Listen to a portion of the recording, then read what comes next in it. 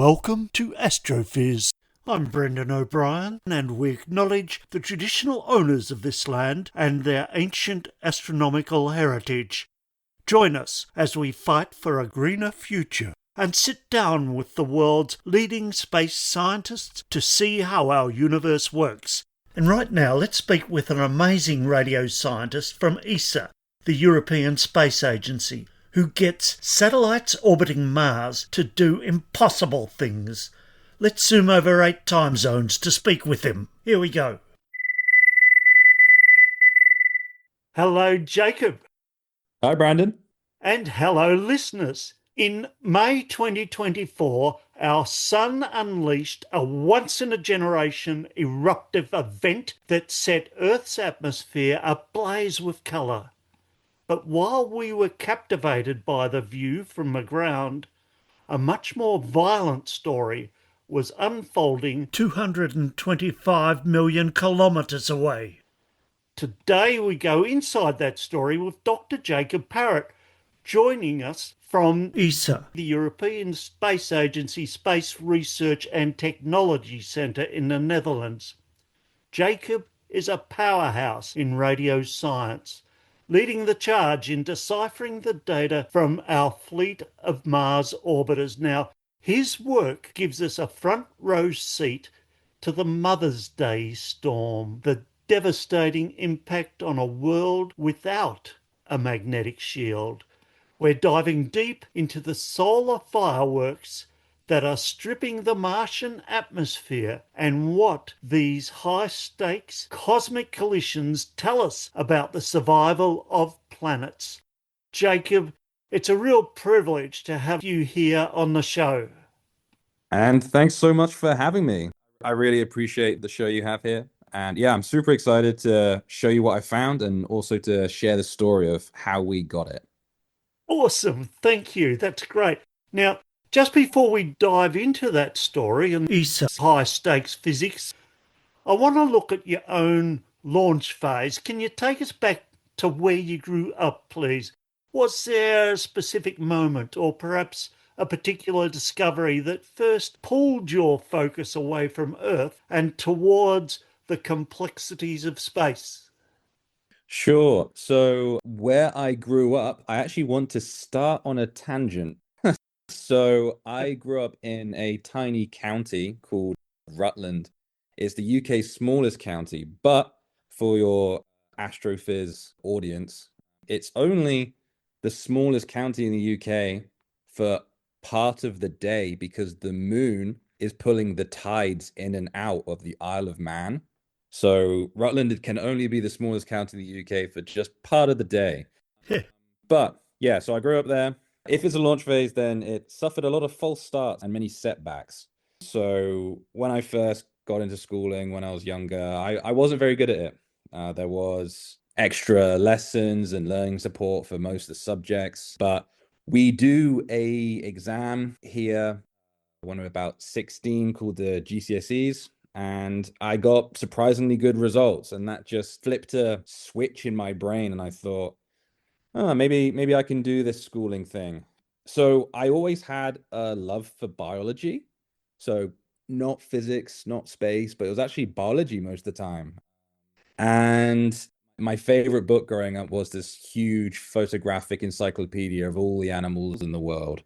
I mean, the book wasn't the size of a data center, so it wasn't all the animals in the world, but it was all the pretty ones, all the interesting ones.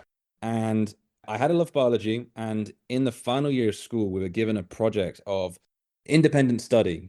Go produce a report on something you're interested in. So I started a project on the feasibility of using fungi to produce oxygen for astronauts.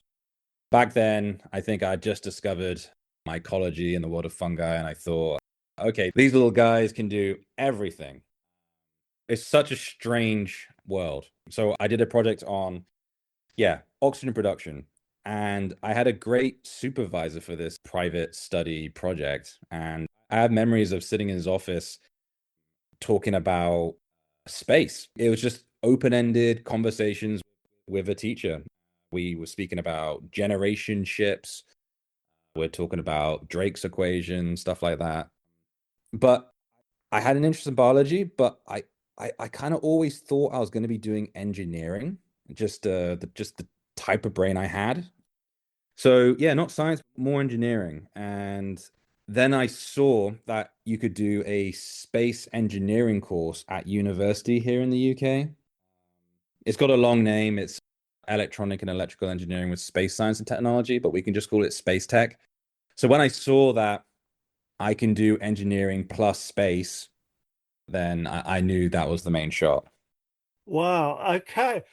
Now, it's often said, as you've implied, that the path to the stars is rarely a straight line. And looking back at your school days, A, was the dream always specifically Mars and radio science? And B, did your ambitions shift as you began to master the tools of engineering, electronics, and media production and communication? How did your early goals evolve into the research you're leading today? So I think starting a space tech course at university always ensured that space remained center stage. But I also joined a society at university called Campus TV.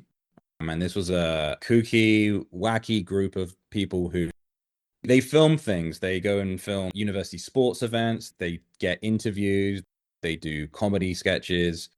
So it's not a film appreciation society, but it's a film making society. And one of my friends in this group, they told me that they have a friend dad who works at the European Astronaut Center in Cologne, and they're looking for media interns. So I had some fun side projects doing media at university, but I also had a space tech degree I was working on.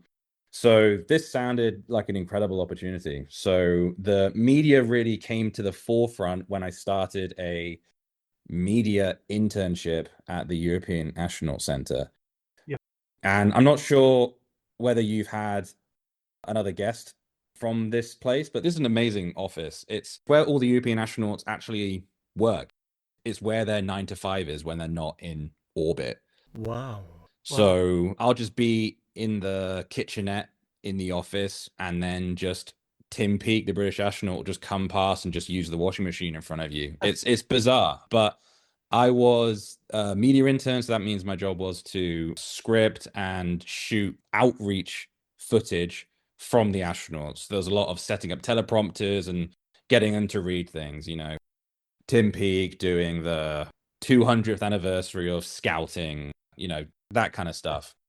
And there was also filming actual biological experiments. So all the ISS science is mostly biology because we have humans up in space.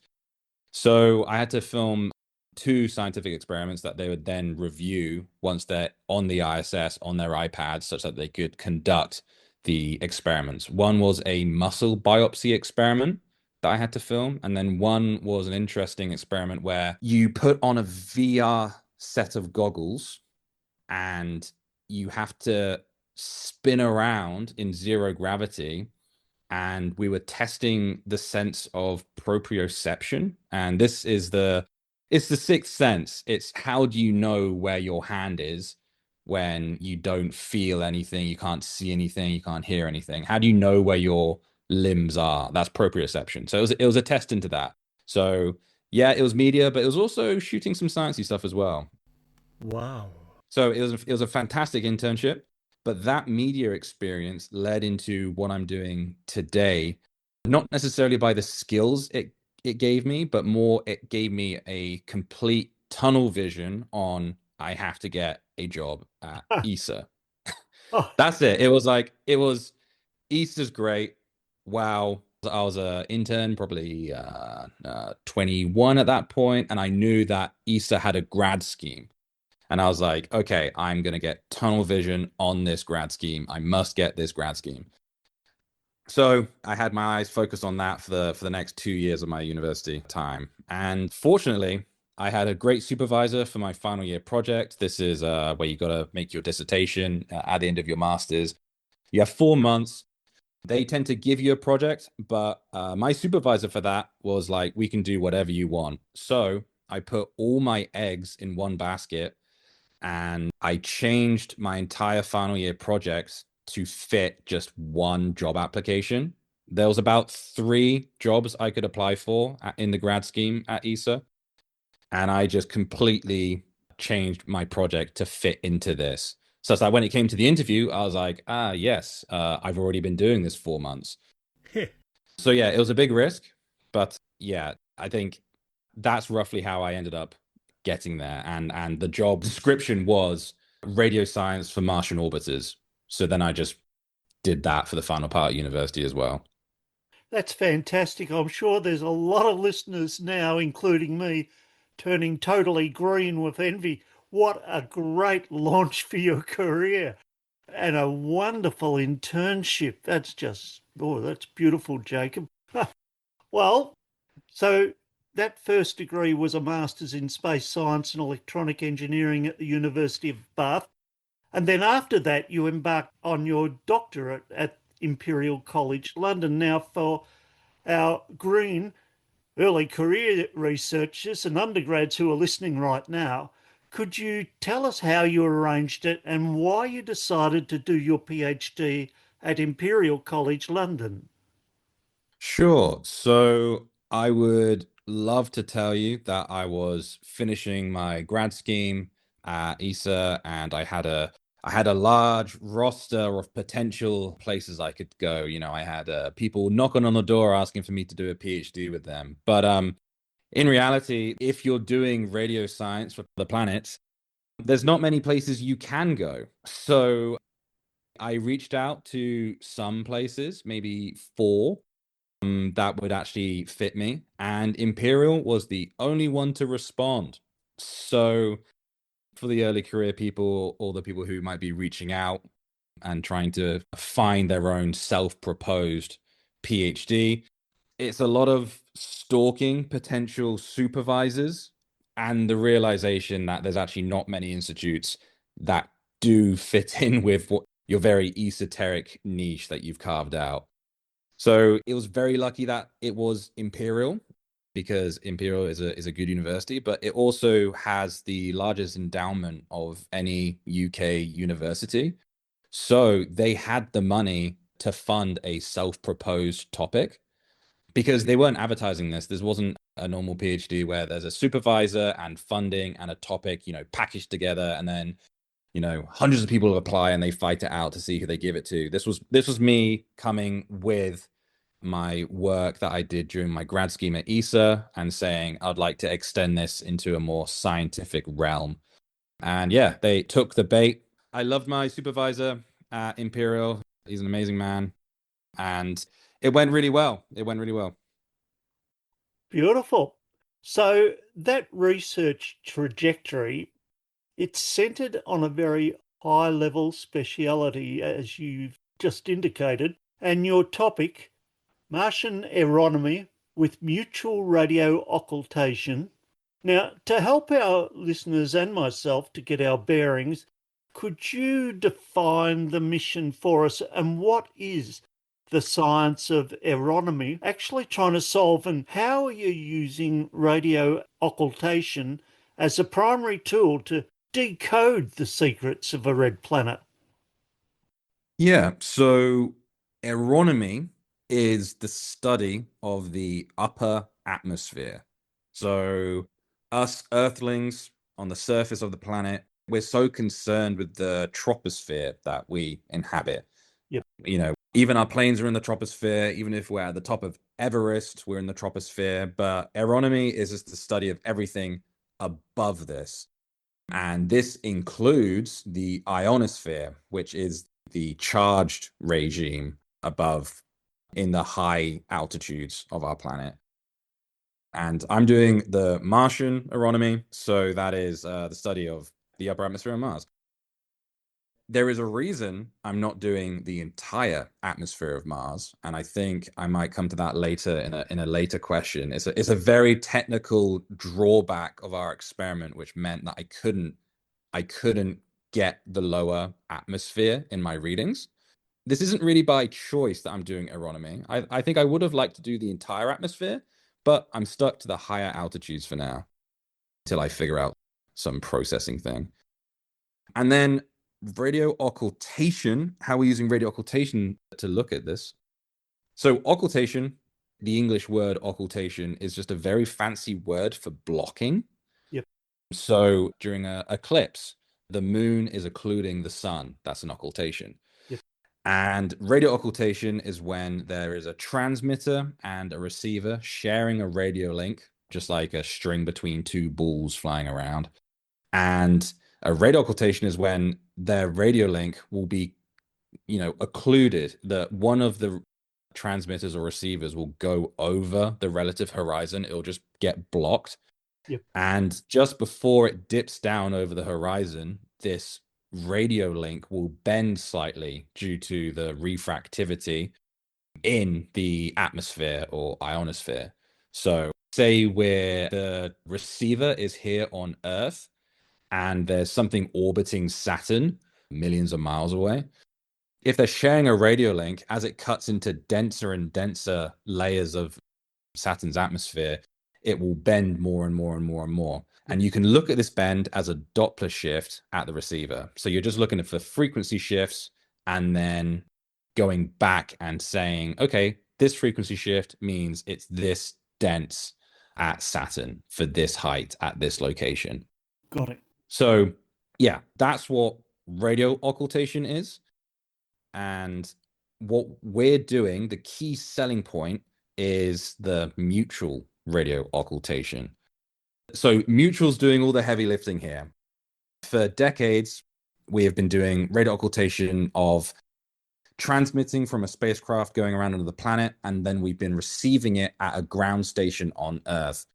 But mutual radio occultation has now brought the receiver to the same planet. So now it's two spacecraft orbiting, sharing a radio link, and doing it that way. And there's a lot of benefits by doing it like this. And I guess the easiest one to understand first is the transmitter and the receiver are closer together. So the signal to noise ratio is much better. You don't have to send a signal through dispersive space that affects the signal. You don't have to send it to a ground station where the Earth's atmosphere and ionosphere is probably much, much larger than the thing you're trying to measure at the other planet.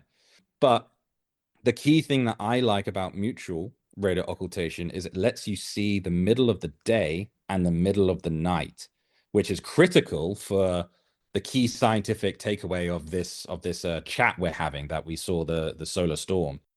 Yeah. Mutual radio occultation lets you just see any part of the planet. But if we're doing conventional radio occultation, I'm going to have to ask listeners for a bit of imagination here without a diagram. But conventional radio occultation from a spacecraft going back to Earth is geometrically constrained. It's held back because if you are crossing the horizon relative to Earth to do a conventional radio occultation, you're also crossing the horizon relative to the sun, just because for Mars, the Earth is closer to the sun than Mars. So it means conventional radio occultation just keeps getting measurements near sunset and sunrise all the time. You only see sunset and sunrise. You never see the middle of the day. You never see the middle of the night. Mutual radio occultation does not have this problem. So that's really exciting, especially if you're looking at the ionosphere of Mars, because that's controlled by how much the sun is knocking electrons off the particles in the atmosphere. It's completely solar controlled. Yep. So mutual radio occultation lets us see middle of the day, middle of the night, which is great for ionospheric measurements. Well, that's fantastic. And it sounds like you are hacking satellites. Okay. To do this work, you rely on a high-stakes partnership currently circling that red planet.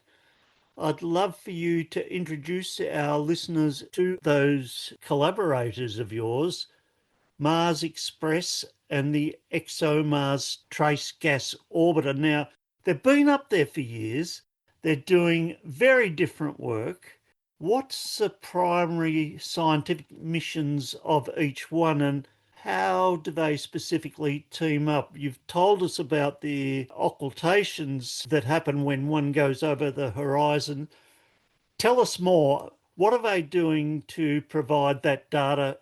For example, we're leading into expose auroras on Mars. Sure. So Mars Express got to Mars in 2003. So it's been there a very long time.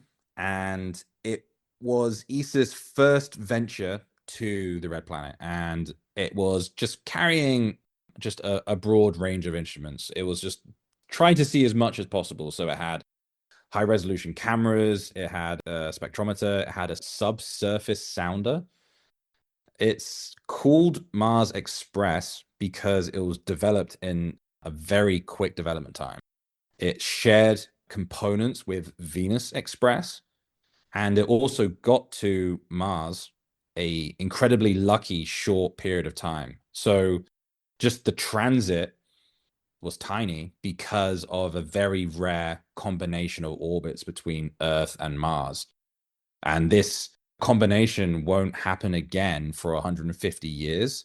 Oh, So Mars Express was fast in yep. two senses.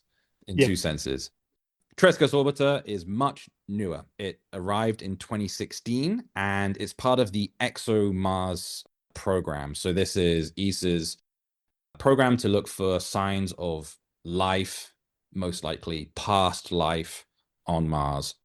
So it's got more stuff like methane detectors, water mapping instruments.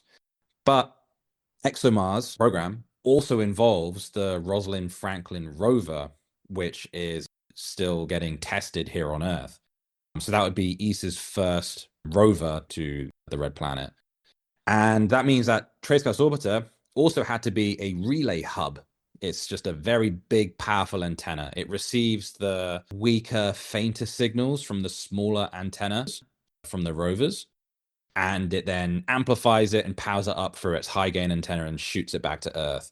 So it's also a key part of the networking infrastructure on Mars. In fact, over 50% of all the data going around on Mars has to pass through TGO, must pass through Trace Gas Orbiter. So it's Yep. critical, and that's for all the agencies. That's not just for the ESA stuff. So both Mars Express and Trace Gas Orbiter went up with landers. So landers are just like rovers, but they don't have wheels. They just go and they just sit there and they just measure things. And Mars Express went up with the Beagle 2 lander, and Beagle 2 wasn't successful because its key antenna to link up to Mars Express was covered by a solar panel, and that solar panel failed to deploy upon landing. So it got cut off from the wider universe because its solar panel was lying on top of its antenna. Trace Gas Orbiter also had a lander. It was called the Schiaparelli lander. And I actually had to do some signal processing work to investigate why this happened. I'm not saying I found out why it happened. People already knew a long time, but I was like calibrating my instruments off the failure measurement. So Schiaparelli also didn't work out because it had an uncontrolled spin as it descended into the atmosphere. The aerodynamic simulations didn't show it'd be spinning this much. And if you're spinning in one direction, just centrifugal forces will also point you slightly off the ground, just the physics of spinning. So this meant that the altitude sensor on the bottom of the lander wasn't pointing directly down. It was pointing slightly off. And, Pythagoras, the hypotenuse is longer than the adjacent. So it thought it was much higher than it actually was. So when it got low enough and it had to blast off its retro thrusters and it had to nicely settle down, it did that way too late. Yep. So it crashed into the ground. Yeah. But this is all good news for me. Definitely not for the hundreds of scientists and engineers beforehand, but both these Beagle lander and Schiaparelli lander, they had antennas which were designed to communicate with their corresponding orbiter. So Mars Express has the Melicom antenna, which was meant to talk to Beagle 2. Yep. And Trace Gas Orbiter has the Electra antenna, which was meant to talk to Schiaparelli. Both these antennas are now just mostly redundant and open for extra purposes. So now I am reusing those antenna to share a radio link between each other to then do this mutual radio occultation. That is beautiful. Fantastic, Jacob. That's a brilliant overview of the hardware. Having those two satellite antennas to do what you tell them to do. But here's the part that really fascinates me. These spacecraft were designed for their specific individual missions, as you've described, yet basically you're retasking them into that high stakes partnership that tells you so much. Can you walk us through the MacGyver aspect of this science? How do you actually get these two independent orbiters to perform their unintended dance using their communication links to peel back the layers of a Martian atmosphere and the ionosphere precisely when the sun is hurling flares and plasma at a planet? What is the secret to turning a communications tool into a deep space sensor? Yeah. So a communications tool is actually quite easy to convert into a deep space sensor just because I am fundamentally just looking at a very, very precise frequency change. Yep. So here on Earth, we have radio systems which a while ago they were either amplitude modulated or frequency modulated. So we've had this technology for a long time, and the type of modulation has increased in sophisticatedness by orders of magnitude over the last couple of decades. But fundamentally, we know how to look at very precise frequency changes. And if a sensor was designed to look at the frequency changes that encoded information, the physical hardware is also there to look at just the frequency changes which show the change in refractivity of the Martian atmosphere. The hardware is there. Fortunately, we can just upload a firmware upgrade to the spacecraft such that they can interpret the information slightly differently. So, as I said, TGO got there in 2016, and its 2-year primary mission ended in 2018.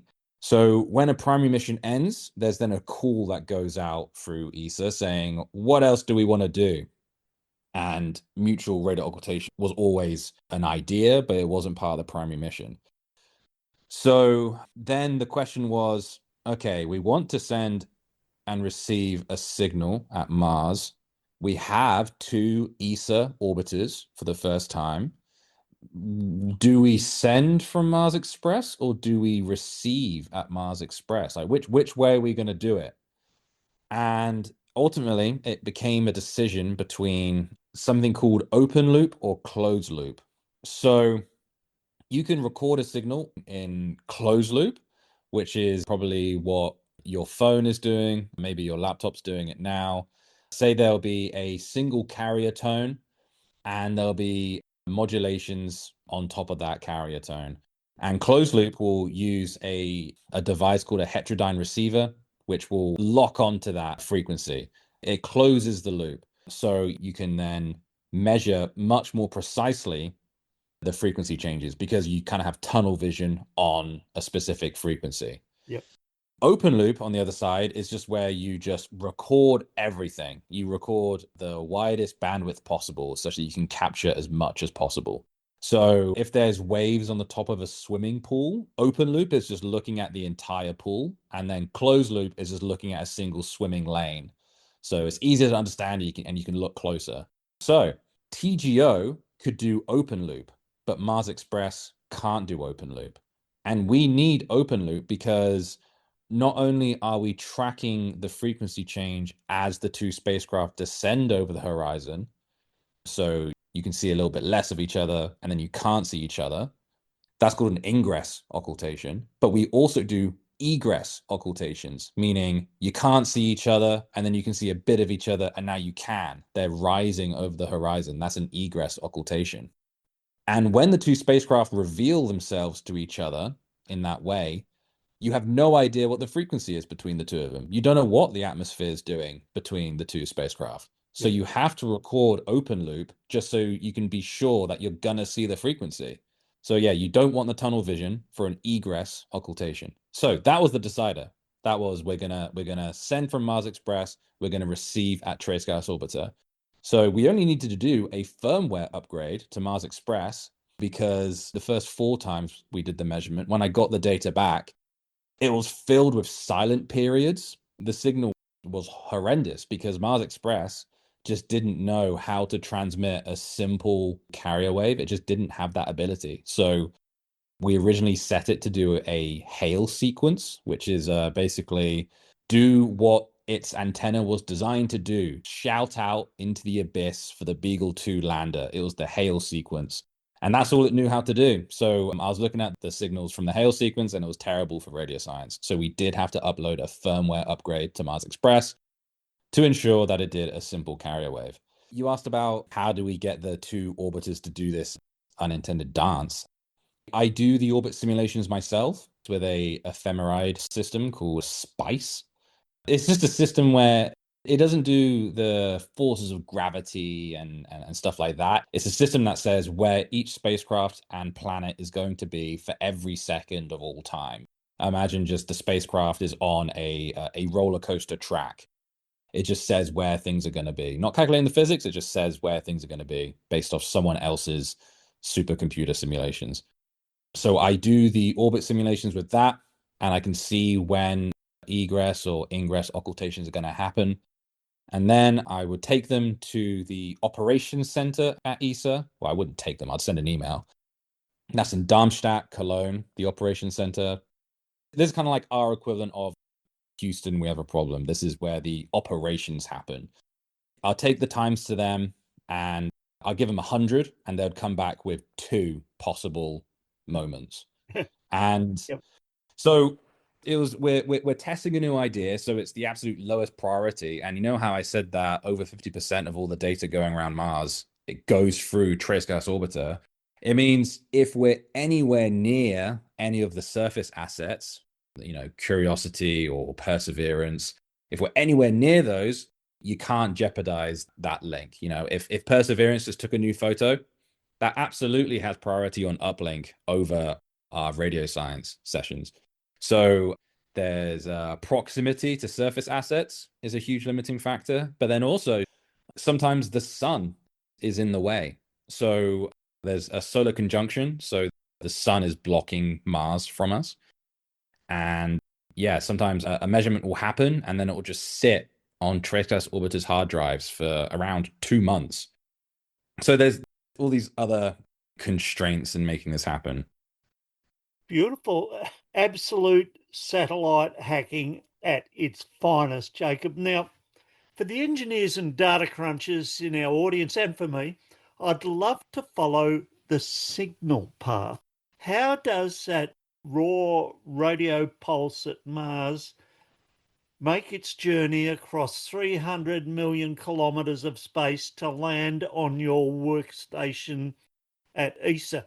Could you walk us through the pipeline from Mars to your own laptop? And once you've got that data in hand, what does your toolbox look like? What software environments or custom algorithms are you using to strip away the noise and reveal the exact moment those solar bolts hit the upper Martian atmosphere? So I think this question is going to be by far the most technical. So you're talking to a electronic engineer who has been doing this signal processing for about 7 years now on mutual radio occultation. So this has been my life. I live and breathe this processing pipeline. We're looking at a tiny frequency shift, and this is recorded at Trace Gas Orbiter, and it sits on its hard drive until there's a good moment that there's not other higher priority information or that the sun isn't in the way. This comes down through the deep space network, through either the 30-meter dishes or the 60-meter dishes. There's American, European, but also we use Russian ones. So that's one of the few things that haven't been severed since the Ukraine invasion. We are still using Russian ground stations because they're massive. They're like 65-meter huge antennas, so they have incredible link capacity. So then that's now back on Earth, and it comes through a secure system, which I then download it from. So it's now on my computer. It's in a format called in-phase and quadrature. It's basically just the way to record a raw waveform. I will then try and extract the carrier frequency from this with a fast Fourier transform, then another thing to increase the frequency precision even further, some fitting processes. And this is where you'll just see the frequency shift that you see during the measurement. We always take 10-minute measurements, and you'll see like a nice parabolic change in frequency during the observation. This is completely dominated by the Doppler shift that you and I see here on Earth. The reason a train sounds different when it's going away, or the way that police speed cameras work.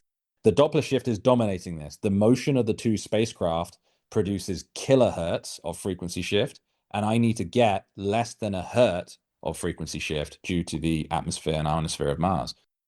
So I simulate the orbits. I subtract this Doppler shift you see from the two motion of the spacecraft. It looks kind of flat, but it's not really. And this is where the critical issue of this entire system, and where we really see that these two spacecraft were not designed to do mutual rate occultation. All of this hacking cannot overcome this one problem, and it's the issue of local oscillator stability. So we're looking for a tiny frequency shift, but to record a frequency shift, you need a really precise clock on your spacecraft. And if you're doing conventional rate occultation, where you're receiving the spacecraft back on Earth, you can have a huge, ultra stable oscillator, sometimes called a hydrogen maser, which is basically like an atomic clock. Yep. And that is very, very stable. It can count it. It can look at frequency changes really well. But up in space, you don't have the energy. You don't have the space. We don't have the size, the capacity inside the spacecraft. So we have quite an unstable oscillator at the receiving spacecraft at Trace Gas Orbiter. So I have to do a lot of modeling, a lot of other fitting to get rid of this drift.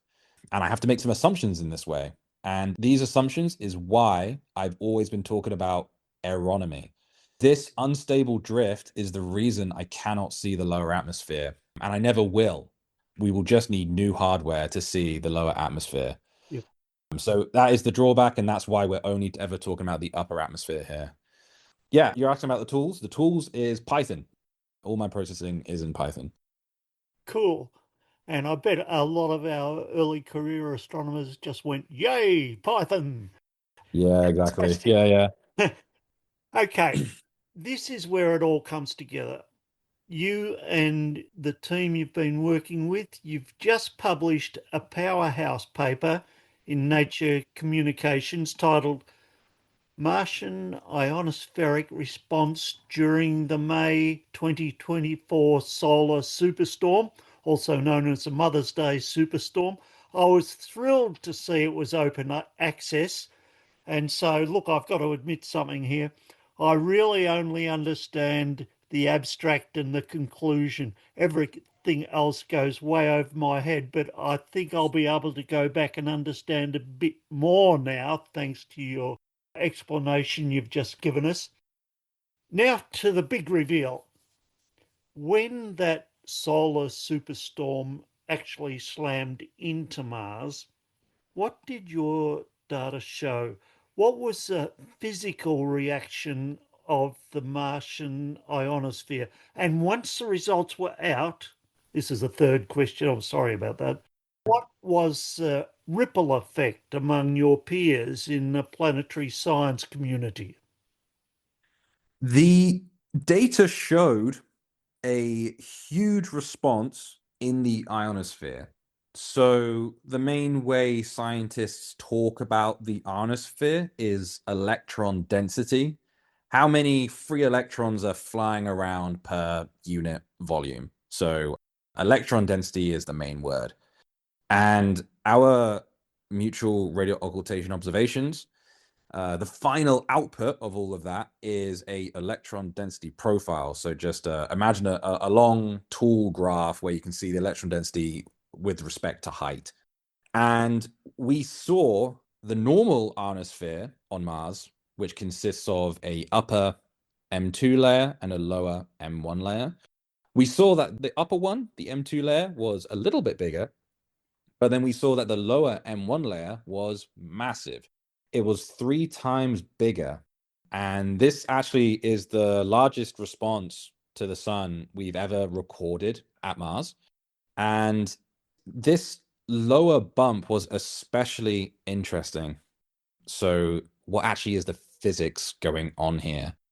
Some of you listeners and you might be aware of the Earth's ionospheric layers, the E layers and the F layers, and they're produced by different frequencies coming from the sun, different energies of photons. So, the upper layer is caused by extreme ultraviolet. So imagine the ultraviolet that we have here down on the surface of Earth, but the wavelength is a little bit shorter. It's higher frequency. And then the lower layer, the really interesting one, is caused by soft X-rays. So the X-rays in our X-ray machines, but now the wavelength is a little bit longer. It's softer. It's a lower frequency. And the conventional wisdom, all previous reports on this dynamic had said that the density of these layers are proportional to the square of the irradiance. So if I throw 2 times more photons down at the ionosphere, then the ionosphere will grow by 4 times. That was the conventional wisdom. But because we're doing mutual radio occultation, which has this extremely rare superpower of being able to see the middle of the day, for the first time, we've seen a middle of the day measurement during a solar storm. So that's getting the full whack of all the photons just straight down onto Mars. And even though our measurement showed the lower atmosphere increased by 3 times, and I took a measurement from an in situ sensor. So there was a sensor on the Maven spacecraft orbiting Mars. So not a simulation. We just looked at the measurement from another spacecraft at Mars, and it showed that the irradiance had also increased by 3 times. So now we have this bizarre linear relationship of amount of photons going up 3 times, and now the electron density going up 3 times, which we really hadn't predicted before. And perhaps that sounds like a boring result to most people, like, okay, it's not squared, but it's actually just one goes up, the other goes up by the same amount. Yep. But this means that each photon is producing much more free electrons than we had originally thought. So the key idea from the paper is a high energy photon comes in, it produces a photoelectron by photoionization. But then because that original photon was so high power, that electron that's come flying off just now goes off and produces secondary ionizations. It produces a cascade effect. It knocks off a lot more of the electrons, like a billiard table. Yep. And yeah, that was the key takeaway. We are under predicting the contribution of photons. A lot more electrons come from this. Yeah. So you're asking about the ripple effect in the community. I submitted this paper almost 2 years ago, and it just took a very long time to get through review through Nature Communications. So it only came out last month. Yep. And you know how long the publishing process takes. I'm not sure who's cited it. I don't really know what else is gonna happen from this point. All I can see right now is this thing called altmetrics, which is a system which says general engagement on your paper, press engagement, people's downloads, where those downloads are happening. And I can see it's in the top 1% of the papers for last month, but I don't know how this will affect the wider scientific community just because of the timescales of science. I'm not sure. I'm not sure where this will go. It's very exciting, though. It came and slapped me in the face, I tell you.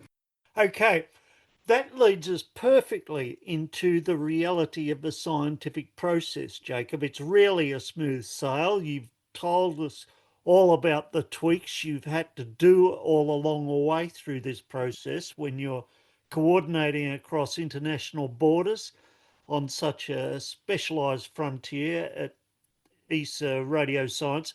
I'd love to get a look at the bleeding edge of your current work. Is there a specific puzzle that you're untangling right now that's driving you absolutely crazy, or perhaps a recent data set that is so astonishingly exciting that it's keeping you up at night? Or is it often the case in planetary science? Is it a bit of both?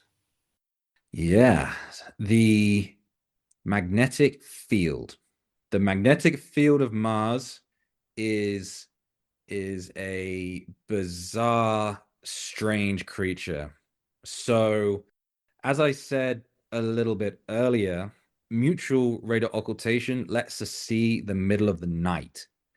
And the ionosphere on the night side, once all the photoionization from the sun has dissipated, the ionosphere is controlled and it's modulated by the Martian magnetic field. So it can cluster up, it can stream out. So if you looked at the night side and say you put on some glasses that could only see the ionosphere, it'd look a bit like a Dalmatian. There'd just be dots of ionosphere all over it. So it's a very bizarre system. And Mars has this because it used to have a magnetic field, a bit like Earth, caused by a internal dynamo of magma rising and falling and causing a spinning movement. Mars used to have something like that, but just because Mars is smaller than Earth, its fissile material, the material that actually generates the heat inside the core of Mars, has cooled off quicker. So Mars used to have a magnetic field, but now it doesn't. But that left magnetic domains in its crust. So you end up having like a very bizarre patchwork of magnetic field. And what's keeping me up at night is, can I see those patches with our mutual radar occultation data? Can I leverage the fact that we can see the middle of the night, but to see these middle of the night modulated ionospheric patterns? And yeah, we're still making up our mind about how Mars has this strange magnetic intrinsic field, because you would like to say that it's cooled off and the core is solidified. Therefore, you don't have this huge magnetic field. But we're actually seeing results that there is actually a liquid core here, because you can look very, very precisely at how Mars is spinning, a bit like the spinning tops that you see at the end of Inception. You can see that the central axis is rotating in such a way as Mars is spinning around the central axis. You can see that this tiny motion is called nutation. And you can see the nutation is actually saying that Mars is a liquid core. And they did a really interesting experiment.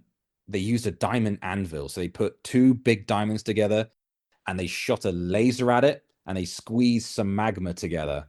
And they used a magma, which was a great simulant for the core of Mars. And it showed that if you heat it up with a laser and you compress it to Mars core pressures, that the magma is liquid, but it becomes immiscible. And immiscible is like olive oil over water. Yep. It just separates out like this. So it's really interesting. Like, is Mars just liquid core, but they're separated out because they're immiscible? So I think the Martian magnetic field is what is keeping me up at night, and I really want to see it with my data. Fantastic. And it's great to see into the background and the work of a researcher. But let's look into your role at ESA as a radio scientist when you're not untangling that data from a solar superstorm, being puzzled by magnetic fields. What other gears are you turning at the Space Research and Technology Centre? How do your responsibilities shift when you move from scientist to ESA agency officer? Are there non-research tasks that you have to perform to help ensure that ESA stays at a leading edge of planetary exploration? There absolutely is. It's just this is the part of the interview where my lips are getting zipped. Ah, I spend most of my time doing this other work. You know, ESA is obviously working on future missions for Mars. It's just very much above my pay grade to say what these things are. I can say I am releasing all of this mutual radar occultation data out into the wider public via the official ESA archives. And yeah, I mean, archiving probably sounds boring, but there's one thing of generating the data for myself to work on, and then is another whole beast generating the data that is uniform, standardized, that the rest of the world can just take and plug into their science. So getting my data to planetary science archive readiness levels is also a lot of work. Possibly boring, but yeah, archiving is also taking up maybe 20% of my time. And then over 50% of the time is the secret work. And then I've got these interesting research fields that are like quite small right now, but it ebb and flows throughout the year. I can predict that I'm going to be asking you for another interview in about 12 months' time to hear about this secret Huh. stuff, Jacob.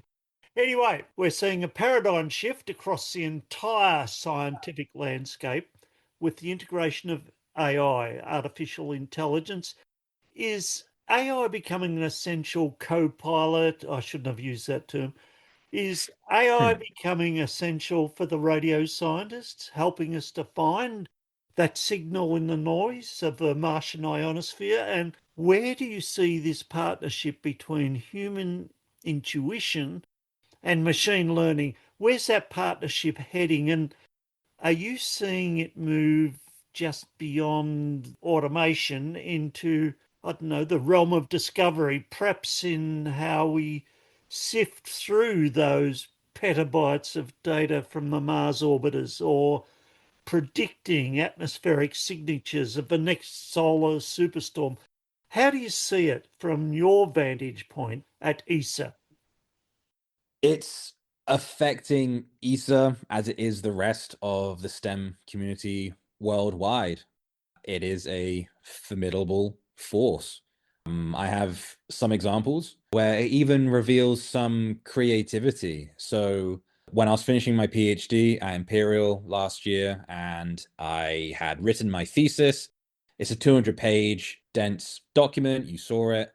And I was preparing for my Viva, which is the interview at the end of your PhD. It's often a 6-hour grilling Oh, with two professors, and I wanted to prep for it. So I think it was GPT back then, and I just plugged it in and I said, find me some difficult questions from this. And it thought for 10 seconds and then spat out the most targeted, brutal questions. The things that, I tried to write around. I made some assumptions. Things I tried to push some dirt over and like forget about. It found those immediately and grilled me on them. I was amazed. So it can definitely go far beyond just grunt work and sifting through the petabytes. We're not calling it AI, but machine learning. There is a machine learning group within ESA, and I often attend their lectures, and it's very interesting. Planetary science produces some data, but then when we go to astronomical science, then now you're sifting through the petabytes, and they absolutely do deploy AI for this. And there's so many fascinating things that they are doing with that. I think the AI usage, it is the future. I don't think we're going to decide, oh, we need to step back a bit. I think I'm not really sure where to stand on the current optics of AI. I think the global conversation right now is dominated by non-technical people who can only contribute a doom and gloom narrative. If something is big and is at the forefront of humanity, I think there will always be stories about it being secretly evil or a lot worse than we actually think. I do get behind it, and I am actually building my own machine learning technique right now. There's a fundamental assumption that we're making with every mutual rate occultation measurement, actually with all rate occultations, even the ones we do on Earth and other planets. There's an assumption that we make that actually reduces the precision of our measurements. And I'm developing a machine learning technique to get around that and to increase the resolution. I'm not asking a machine learning tool to be creative, but I am asking it to run thousands of simulations such that I can then reverse physics. So a lot of great uses, and I'm also using it myself. And I think it is here to stay. Thanks, Jacob. AI is here to stay, and it's fun watching it evolve. And it's one thing to have all the pipelines and all the data sets and AI in your back pocket. It's another thing entirely to have the clarity to interpret it. You're solving some of the most puzzling phenomena in planetary science. Now, that requires an immense amount of focus. Sometimes I lack a lot of it. I'm curious about your process, though. Where does the magic happen for you? Is it in the quiet of a high tech lab at ESA or somewhere completely unexpected? What are the conditions that you have to create to filter out the noise and find the signal in your own thoughts, Jacob? Hmm. Well, I am still relatively junior at ESA, so there is no way I'm getting my own office. So background noise is completely normal, and noise canceling headphones are a thing of magic. Dopamine is not just the neurotransmitter for happiness, it's also for motivation. So I like to keep the dopamine high whilst listening to music. Obviously, no words in English. And if I'm not into any band at the time, I can always switch back to the old trusty of video game music. Yep. And because I'm speaking to an Australian right now, I think I should specifically call out Adelaide's Team Cherry, because they make two games called Hollow Knight and Silksong, and they have incredible soundtracks. Yes. Okay. Well, I can understand how they're a great inspiration for you. Now, you've Mm. given us an incredible look at the big picture of the Martian ionosphere and how it responds to those vicious attacks by the sun.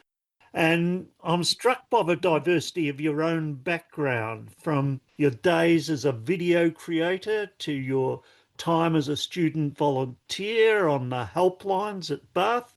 Now, beyond the data and the deep space infrastructure, what is fueling your curiosity? What are the passions or pursuits outside the laboratory that bring you the most joy and help you? This is all about you, the person, maintain that essential balance while you're exploring our solar neighborhood. I think health is pretty critical for balance. So I've been doing the normal gym stuff for a while, but now my girlfriend and I have switched to something called High Rocks. It's basically CrossFit. Just imagine CrossFit, but Yep. when you enter a competition, you can do it with someone. So you share the load, you share the reps. So it's just a fun thing I can do with my girlfriend. It's exhausting, but it is rewarding, and it definitely helps my health ticking along. Apart from health stuff, I write for a kids magazine called Aquila. Some of my recent articles would be, do aliens exist? Should we be taking dogs into space?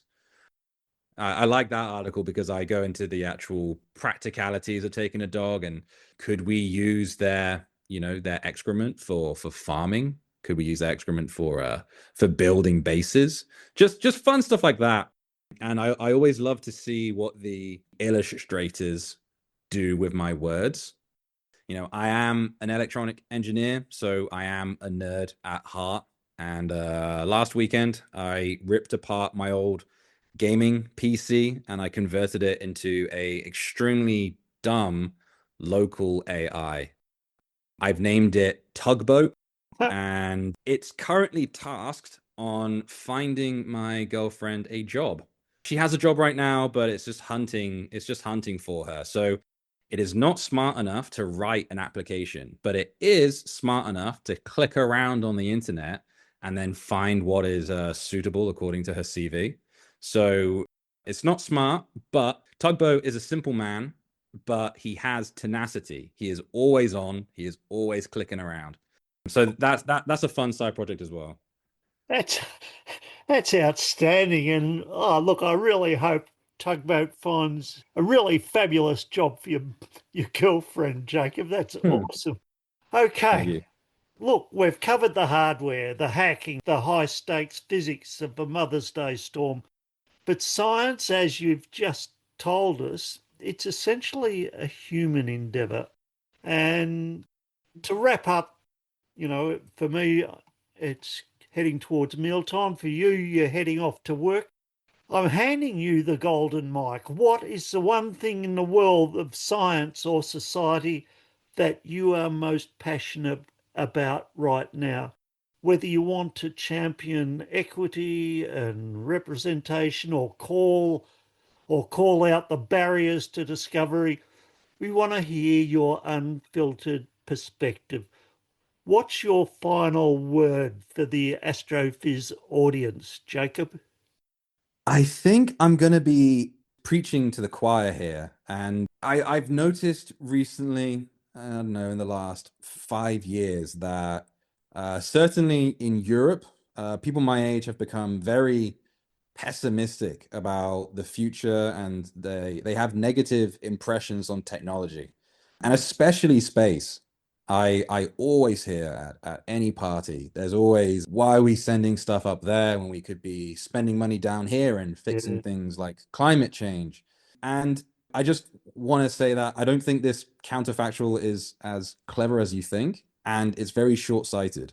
So, first of all, why are we spending money? Well, economically, I can only provide stats for the UK, but every £1 spent on the space industry returns £7 back. yeah, So you're not throwing money away at all. And then our modern world is filled with surplus technologies from the space industry. The reason your glasses scratch less, the reason your phone knows where you are, the sensor just in your phone camera, and even cordless power tools. It's all surplus from the space industry. And then of course the main one is how many modern high-tech STEM workforce workers got into this by being inspired at an early age by something spacey. How many kids' lives were changed a couple weeks ago when the Artemis 2 photos were shared. I certainly felt like an inspired kid when I saw the lunar eclipse from the outside of the Orion capsule. yep. So I know it sounds corny, but exploration is our nature. It might not be in, a negative naysayer's personality, but it is inside the average human. And I think space is a fantastic direction to point our curiosity at. And curiosity is essential. And that's why we need that blue sky research to drive and respond to that curiosity. That's beautiful. Okay, Jacob, this has been a masterclass in satellite hacking and the high stakes physics of a red planet. As we look to the next few years, I know there's secret stuff you can't mention, but perhaps the next solar maximum or even the next generation of ESA missions, what's on your personal radar? Is there a particular mission or specific astronomical event, or even a shift in how we explore the solar system that you think we should all be watching out for in the near future? Bit of a curveball, but the moon. I am turning my sights to the moon. And yeah, I've been on Mars for the last 7 years, but the recent announcements for complete gun-ho dedication, full conviction on the permanent lunar presence, the lunar base, it has shifted the direction of the world's space industries. Yeah, it's led by NASA, but our directorate within ESA, the Human Resource and Exploration Directorate, we've also just shifted our eyes to the moon. Yep. So in terms of my career, I'm following that. I'm following where the interest is. I'm following where the potential jobs would be. And specifically, ESA is going to be making the networking infrastructure for this lunar presence. So if you're sending a lander or a rover, or you're going to put a nice little human habitat dome under the lunar regolith, you don't want to have to carry a huge high gain antenna with you. You don't want to have to send every bit of information back down to Earth. You want to carry a nice little light antenna that you then uplinks to a closer orbiting spacecraft, and then that can shoot it down back to Earth. So ESA is committed to the Moonlight constellation, and this is going to be the internet and the navigation, the Galileo or the GPS for all lunar assets. So if there's a constellation of radio antennas at the moon, then there's two antennas which can do mutual radio occultation.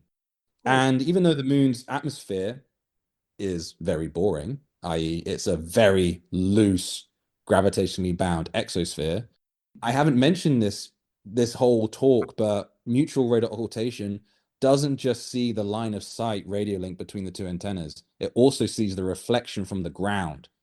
So you can get ground measurements. So I am actively pursuing the feasibility of ground measurements with our occultation setup. So that's what I'm looking at. Hopefully not right now, but I will be pursuing it during my time at ESA. Beautiful. As one door opens, another 5 doors open. Thank you, Dr. Jacob Parrott. On behalf of all of our listeners across the globe, it's been an absolute thrill to trace this journey from the radio labs of Bath to the ionosphere of Mars. Your work reminds us that the best science often comes from looking at the tools we have in entirely new ways. I've truly enjoyed this conversation. Your generosity knows no bounds. Good luck with that next phase of your current research.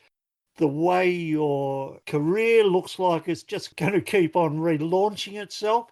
Your upcoming travels, every frontier you're yet to cross.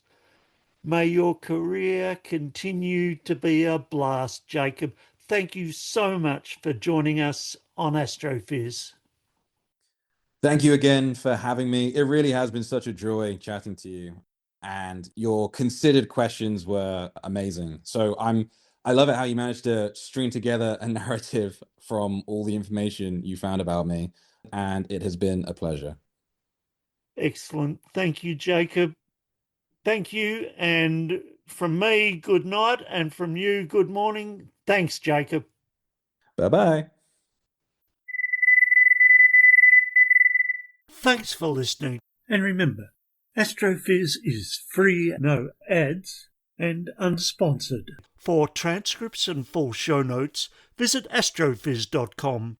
Find us on SoundCloud, Apple Podcasts, or your favourite platform. Don't forget to join us on the 1st of each month for Dr. Ian Musgrave's Sky Guide and the 15th for our next interview. Clear skies. Keep looking up. Radio Wave!